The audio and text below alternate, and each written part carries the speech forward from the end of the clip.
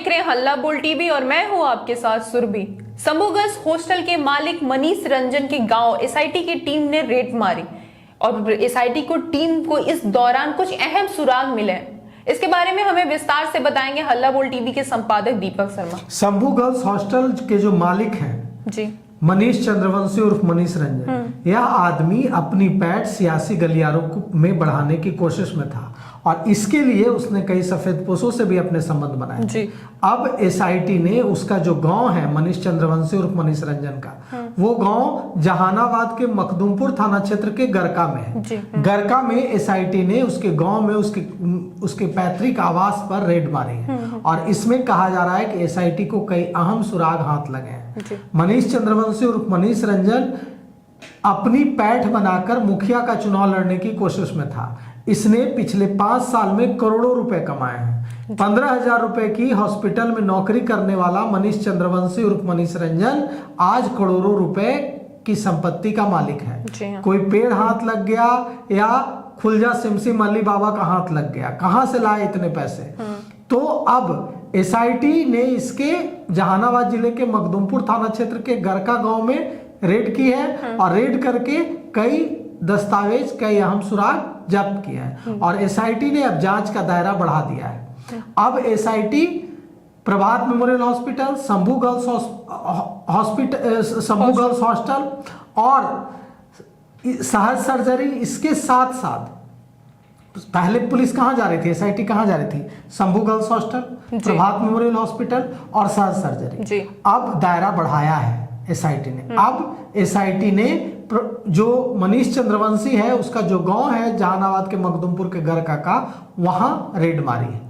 इसके पीछे की वजह जानते हैं क्या है? इसके पीछे की वजह हम आपको बताते हैं क्या है। खबर आ रही है कि मनीष चंद्रवंशी उसी दिन पटना से जहानाबाद गया था जिस दिन छात्रा गई थी और जब छात्रा लौटी है पटना तो उसी समय उसका लोकेशन भी पटना की ओर आता हुआ दिखा है। मतलब उसी वक्त वो भी पटना की ओर जहानाबाद से मूव होता दिखा है, जबकि उसने झूठ बोला पूछताछ में कि वो घटना के दिन देहरादून में था जी।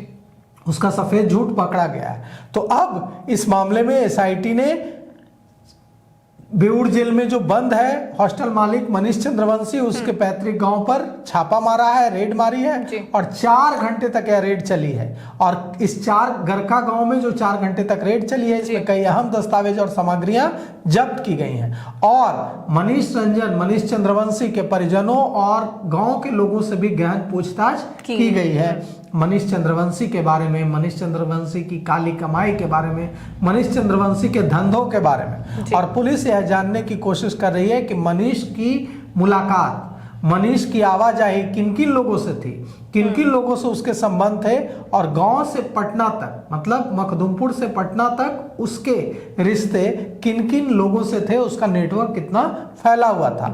जांच में जैसा कि हमने बताया कि 5 जनवरी को मनीष रंजन गांव से पटना आया और उसी दिन पीड़िता भी ट्रेन से पटना पहुंची थी। इस टाइमिंग ने जो एसआईटी है उसकी आशंका को मजबूत कर दिया है कि क्या जहानाबाद में कुछ हुआ है पीड़िता के साथ और क्या इसमें मनीष चंद्रवंशी का हाथ है।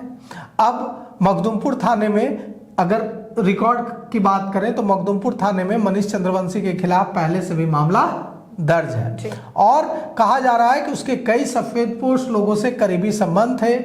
इस भूमिका को भी एसआईटी सामने रखकर जांच कर रही है। और प्रभात मेमोरियल अस्पताल जो राजेंद्र नगर में है, इसके डॉक्टरों और कर्मचारियों से पूछताछ लगातार चल रही है।